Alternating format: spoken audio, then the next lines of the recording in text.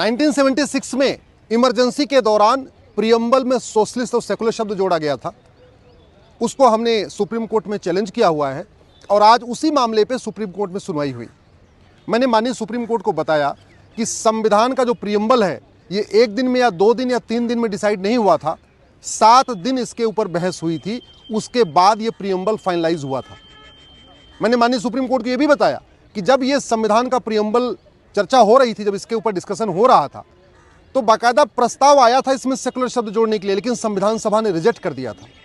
एक बार प्रस्ताव आया कि इसमें सोशलिस्ट जोड़ा जाए, एक बार प्रस्ताव आया इसमें फेडरल जोड़ा जाए, एक बार प्रस्ताव आया इसमें सेकुलर जोड़ा जाए, लेकिन वो सारे प्रस्ताव खारिज कर दिए गए थे संविधान सभा के जरिए। और 1976 में जब 2 नवंबर 1976 को ये संविधान में जोड़ा गया है, उस समय देश में आपातकाल लगा हुआ था। सारे लीडर ऑफ अपोजिशन या तो जेल में थे या तो विदेश चले गए थे डर के मारे। मीडिया का बिजली पानी का कनेक्शन कटा हुआ था और उस समय बिना किसी चर्चा के इसको पास कर दिया गया। मैंने माननीय सुप्रीम कोर्ट को ये भी बताया है कि जो लोकसभा का कार्यकाल था वो 5 साल का, वो मार्च 76 में ही पूरा हो गया था और ये जो प्रियम्बल बदला गया है ये नवंबर 76 में बदला गया है, यानी 8 महीने के बाद। तो ये भी सवाल उठता है कि इमरजेंसी के दौरान, और वो भी जब लोकसभा का कार्यकाल पूरा हो गया है, क्या उस समय संविधान में बदलाव किया जा सकता है, और वो भी संविधान के प्रियम्बल में, जो संविधान का बेसिक स्ट्रक्चर है, जो संविधान का बेसिक फीचर है। मैंने माननीय सुप्रीम कोर्ट से ये भी कहा है कि अगर प्रियम्बल में छेड़छाड़ की परमिशन दे दी गई, संविधान प्रियम्बल में इस तरीके जो जोड़ा गया इसको लीगलाइज किया गया, तो कल को फिर घटाने की भी परमिशन मिलेगी, फिर तो लोग घटा भी सकते हैं। बड़ी सीधी सी बात। इंदिरा गांधी जी का जो इलेक्शन था उसको हाई कोर्ट ने रद्द किया। इंदिरा गांधी जी उसके खिलाफ हाई कोर्ट के फैसले के खिलाफ आई सुप्रीम कोर्ट में आई। सुप्रीम कोर्ट में 24 जून 75 को सुप्रीम कोर्ट ने कहा ठीक है आप कार्यवाहक प्रधानमंत्री बने रहिए, लेकिन आप कोई महत्वपूर्ण डिसीजन नहीं ले पाएंगे। अगर आप इंदिरा गांधी जी की जो कंडीशन थी वो लगभग वही कंडीशन थी जो केजरीवाल जी को जमानत देते समय दी गई। जैसे सुप्रीम कोर्ट ने जब केजरीवाल जी को जमानत दिया तो लिखा था कि आप ऑफिस नहीं जाएंगे, कोई महत्वपूर्ण डिसीजन नहीं ले पाएंगे, किसी महत्वपूर्ण फाइल पे साइन नहीं कर पाएंगे। लगभग same terms condition Indira Gandhi ji के लिए 1975 में जब 24 जून 75 को सुप्रीम कोर्ट ने उनको कहा था कि ठीक है आप कार्यवाहक प्रधानमंत्री बने रहिए, उस समय भी यही कंडीशन सेट किया था, आप ऑफिस नहीं जाएंगी, कोई महत्वपूर्ण डिसीजन नहीं लेंगी, आप कोई जो है सैलरी नहीं लेंगी, इतना तक कह दिया था। आप जरा सोचिए 24 जून 1975 को, और उसी से गुस्सा होके रात में ये तैयारी कर ली गई और अगले दिन 25 जून 75 को इमरजेंसी लग गई। तो मैंने माननीय सुप्रीम कोर्ट को यही कहा कि एक तो उनको सुप्रीम कोर्ट से कोई राहत नहीं मिली, कायदे से उनको ऑफिस में जाना नहीं चाहिए था, कोई काम नहीं करना चाहिए था, उन्होंने इमरजेंसी लगा दिया, मीडिया का बिजली पानी का कनेक्शन काट दिया, सारे लीडर ऑफ अपोजिशन को जेल में डाल दिया। चलो ठीक है एक बार इमरजेंसी भी लगा लिया, लेकिन मार्च 76 में तो लोकसभा का 5 साल का टेन्योर पूरा हो गया। जो लोकसभा के सदस्य होते हैं उनको हम जनता 5 साल के लिए चुनते हैं कि आप 5 साल जाइए लोकसभा में जो काम करना है करिए, लेकिन 5 साल के बाद फ्रेश इलेक्शन होगा, फ्रेश जो सांसद चुने जाएंगे, फिर वो आगे नियम कानून बनाएंगे। हमारा ये कहना है कि इमरजेंसी के दौरान जब लोकसभा का टेन्योर एक्सटेंड खत्म हो चुका था, उस समय सरकार एक कार्यवाहक सरकार थी, केवल काम चलाऊ सरकार थी, केवल काम जो मिनिमम जो चीजें होती उनको करने के लिए थी। ना उस समय सरकार के पास कोई कानून बनाने की शक्ति थी, ना और संविधान को बदलने की शक्ति तो बिल्कुल भी नहीं थी। दोबारा फिर से अगले सोमवार के लिए इस पर सुनवाई टल गई है। मैं आशा करता हूं कि माननीय सुप्रीम कोर्ट इस फैक्ट्स को देखेगा। एक बात मैंने माननीय सुप्रीम कोर्ट से ये भी कहा है कि मैं सेकुलरिज्म के खिलाफ नहीं हूं, मैं सोशलिज्म के खिलाफ नहीं हूं। भारत के लोग तो स्वभाव से ही सेकुलर होते हैं, स्वभाव से ही पंथ निरपेक्ष होते हैं, स्वभाव से ही वो सबको एक समान मानते हैं। और वैसे भी सेकुलरिज्म अगर जोड़ना होता तो संविधान निर्माता जब उस वक्त 3 बार प्रस्ताव आया तो एक्सेप्ट कर लेते। डॉक्टर अंबेडकर ने इसका विरोध किया, अलादी कृष्ण अय्यर ने विरोध किया, बहुत सारे लोगों ने इसका विरोध किया, तो उस समय नहीं आया और फिर 76 में जोड़ दिया। मैंने माननीय सुप्रीम कोर्ट से भी कहा है कि प्रियम्बल में जो जोड़ा गया सोशलिस्ट और सेकुलर वो 76 में, लेकिन प्रियम्बल में जो डेट पड़ी है वो आज भी 26 नवंबर 1949 पड़ी है, डेट तक नहीं बदली गई है।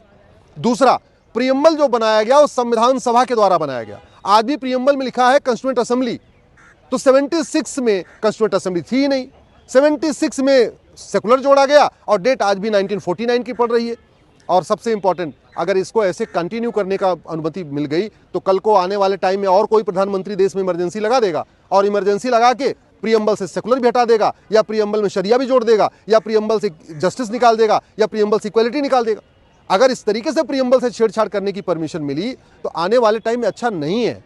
अगर और खासतौर पे ऐसे प्रधानमंत्री को संविधान बदलने की अनुमति मिल गई जिसका ऑलरेडी इलेक्शन खारिज हो चुका था हाई कोर्ट से, जिसको सुप्रीम कोर्ट ने कहा था कि आप ऑफिस नहीं जा सकते, आप कोई महत्वपूर्ण काम कर नहीं ले सकते। अगर इंदिरा जी के द्वारा इस तरीके से इलीगली ये जो काम किया गया, इसको लीगलाइज कर दिया गया, इसको नहीं बदला गया, तो ये फ्यूचर के लिए अच्छा नहीं होगा। माननीय सुप्रीम कोर्ट के सामने आज मैंने एक सप्लीमेंट्री एफिडेविट फाइल किया है।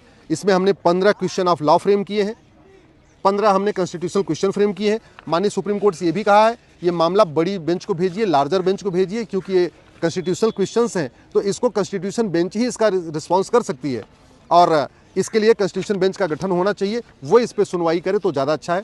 अब अगले सोमवार को क्या होगा देखते हैं। तो प्रीएम्बल बदला गया, मूल ढांचा बदला गया, आप लोग गूगल करिएगा। हमने इसको चैलेंज कर दिया सुप्रीम कोर्ट में और हमने सुप्रीम कोर्ट में यही कहा है, जब संविधान सभा नहीं है, लोकसभा नहीं है, कोई मैंडेट नहीं है, इमरजेंसी लगी हुई है। इमरजेंसी 75 में शुरू हो चुकी थी, सारे लीडर ऑफ अपोजिशन जेल में थे, न्यूज चैनल केवल एक था डीडी न्यूज, वो सरकार के कंट्रोल में था, वो कुछ दिखा नहीं सकता था। जितने अखबार थे उनका बिजली पानी का कनेक्शन कटा हुआ था, अखबार वाले किराए का जनरेटर लेके अखबार छाप रहे थे।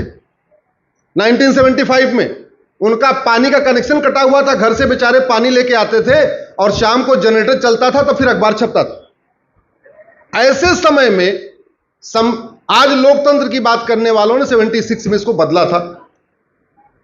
खुशी इस बात की है कि सुप्रीम कोर्ट में अपनी पिटीशन चल रही है, रिजेक्ट नहीं हुई है, एडमिट हुई है, फिर जुलाई में सुनवाई होगी।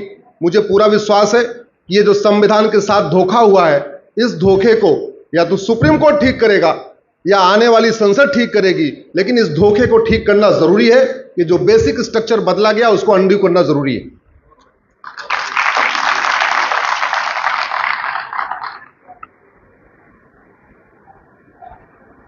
रामायण में उत्तरकांड में राम राज्य की चर्चा है। लिखा हुआ है, सब नर करहीं परस्पर प्रीति और चलहीं स्वधर्म निरत श्रुति नीति। अल्प मृत्यु नहीं कौनो पीरा और सब सुंदर सब बिरु शरीरा। गोस्वामी जी कहते हैं सब लोग परस्पर प्रीति करते हैं, बड़े प्यार से रहते हैं, कोई झगड़ा लड़ाई नहीं है, सब बड़े प्यार से रहते हैं। लेकिन उसी रामचरित मानस में भगवान श्री राम कहते हैं, भय बिन होय न प्रीत। प्रीति कैसे होती है? भय होता है। दो भाई आपस में कब क्यों तब नहीं लड़ते जब पता है पिताजी अगर लड़ गए आपस में तो पिताजी क्या करेंगे? ओके। संस्कार ऐसा हो कि सब प्रेम से रहे और कानून ऐसा हो कि मजबूरी में प्रेम से रहे। संस्कार ऐसा हो कि सब हेलमेट लगाएं और कानून ऐसा हो कि हेलमेट नहीं लगाया तो बाइक परमानेंट चली जाएगी।